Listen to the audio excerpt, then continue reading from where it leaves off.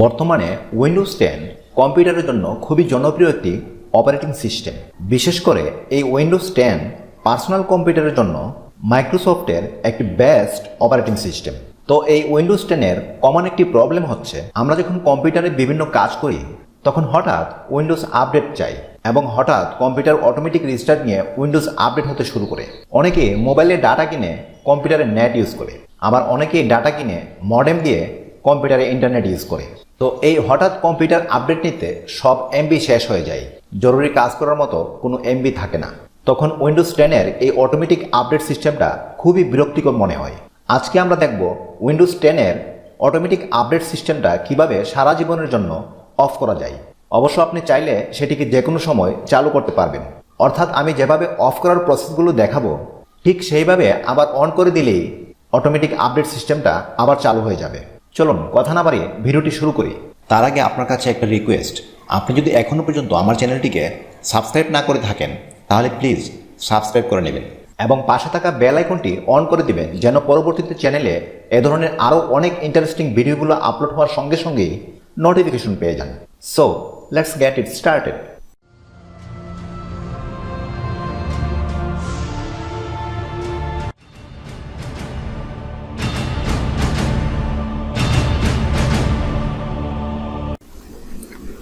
ওকে, আমরা চলে এলাম কম্পিউটার স্ক্রিনে। উইন্ডোজ 10-এর এই অটোমেটিক আপডেট সিস্টেমটা আমরা কয়েকটা খুবই সিম্পল স্টেপের মাধ্যমে অফ করে দিব। এই অপারেটিং সিস্টেমের একদম ইন্টারনাল সিস্টেম থেকে ফাংশনগুলো আমরা অফ করে দিব। যারা এমবি কিনে কম্পিউটারে ইন্টারনেট ইউজ করেন তাদের জন্য এটি খুবই জরুরি। ব্রডব্যান্ড ওয়াইফাই যারা ইউজ করে তারাও অনেকে উইন্ডোজ আপডেট অফ করে রাখতে চায়। স্পেশালি যারা নতুন কম্পিউটার নিয়েছেন, যারা কম্পিউটারে একদমই বিগিনার লেভেলে আছেন, তারা অলমোস্ট সবাই চায় উইন্ডোজের এই অটোমেটিক আপডেট সিস্টেমটা বন্ধ করে রাখতে। ওকে, আমরা প্রথমে যেটি করব, কম্পিউটারের নিচে বাম পাশে এই উইন্ডোজের আইকনটা দেখতে পাচ্ছি, এটির উপর ক্লিক করব। ক্লিক করার পর সেটিংসে ক্লিক করব। সেটিংসে ক্লিক করার পর এখান থেকে আপডেট অ্যান্ড সিকিউরিটি এটির উপর ক্লিক করব।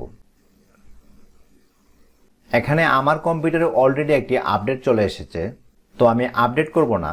আমি আপডেট ফাংশনগুলো আপনাদের সামনে একদম লাইভ অফ করে দিব। ওকে, আমরা এখান থেকে এই অ্যাডভান্স অপশনে ক্লিক করব। দেন স্ক্রল করে একটু নিচের দিকে যাবেন। এই পোস্ট আপডেটের আন্ডারে এখানে দেখতে পাচ্ছেন সিলেক্ট ডেট, এর পাশে এই এরো চিহ্নটাতে ক্লিক করব। ক্লিক করার পর এখানে কিছু ডেটের সিরিয়াল দেখতে পাচ্ছেন। আমরা এটিকে একটু স্ক্রল করে নিচের দিকে এনে একদম নিচে এনে সবার নিচে যে ডেটটি আছে সেটি সিলেক্ট করে দিব। এখন এখানে আমাদের আর কোনো কাজ নেই, এটিকে আমরা ক্লোজ করে দিব। এবার কম্পিউটারের এই সার্চ বারে টাইপ করব এডিট গ্রুপ পলিসি। ওকে, আমি এডিট লেখার সাথে সাথে গ্রুপ পলিসি চলে এসেছে। তো আমরা এখান থেকে এই ওপেনের উপর ডাবল ক্লিক করব। এরপর এটিকে আমরা এখান থেকে টেনে একটু বড় করে দিব যেন দেখতে সুবিধা হয়। দেন এখানে দেখতে পাচ্ছেন অ্যাডমিনিস্ট্রেটিভ টেমপ্লেটস, এর বাম পাশে এই এরো চিহ্নটাতে ক্লিক করব। ক্লিক করার পর এখান থেকে উইন্ডোজ কম্পোনেন্টস এটির উপর ক্লিক করব। আমরা এটিকে একটু বড় করে নেই যেন দেখতে সুবিধা হয়। এখন এই অপশনগুলো থেকে আমরা খুঁজে বের করব উইন্ডোজ আপডেট। তো আমরা ডব্লিউর সিরিয়ালে চলে যাই, তাহলে খুঁজে বের করতে সুবিধা হবে। এই যে একদম সবার নিচ থেকে 2 নম্বরে দেখতে পাচ্ছি উইন্ডোজ আপডেট, এটির উপর ক্লিক করব। সরি, এটিতে ডাবল ক্লিক করতে হবে। দেন এখান থেকে কনফিগার অটোমেটিক আপডেট এটির উপর ক্লিক করব। এরপর এখান থেকে এটিকে আমরা ডিসেবল সিলেক্ট করে অ্যাপ্লাই, দেন ওকে, এটির কাজ শেষ, আমরা ক্লোজ করে দিব। এখন আবারও এই সার্চ বারে আমরা সার্চ করব সার্ভিসেস। ওকে, সার্ভিসেস চলে এসেছে। এখান থেকে আমরা এই ওপেনে ডাবল ক্লিক করব। এই অপশনগুলো থেকে আমরা উইন্ডোজ আপডেট নামে যে অপশনটি আছে সেটি খুঁজে বের করব। তো আমরা আবারও ডব্লিউর সিরিয়ালে চলে যাই। এই যে দেখতে পাচ্ছেন উইন্ডোজ আপডেট, এটিতে আমরা ক্লিক করব। সরি, ডাবল ক্লিক করতে হবে। ক্লিক করার পর এরকম একটি ফাইল ওপেন হবে। আমরা এই জেনারেলের আন্ডারে স্টার্টার টাইপ ম্যানুয়াল দেওয়া আছে, আমরা এখানে ক্লিক করে ডিসেবল করে দিব। ওকে, ডিসেবল সিলেক্ট করার পর আমরা এখানে এটি স্টপ করে দিব। ওকে, এবার আমরা চলে যাব রিকভারিতে। রিকভারিতে আসার পর এই ফার্স্ট ফেলারের আন্ডারে রিস্টার্ট দ্য সার্ভিস এর বাম পাশে যে এরো চিহ্নটি আছে এটিতে ক্লিক করে টেক নো অ্যাকশন এটি সিলেক্ট করে দিব।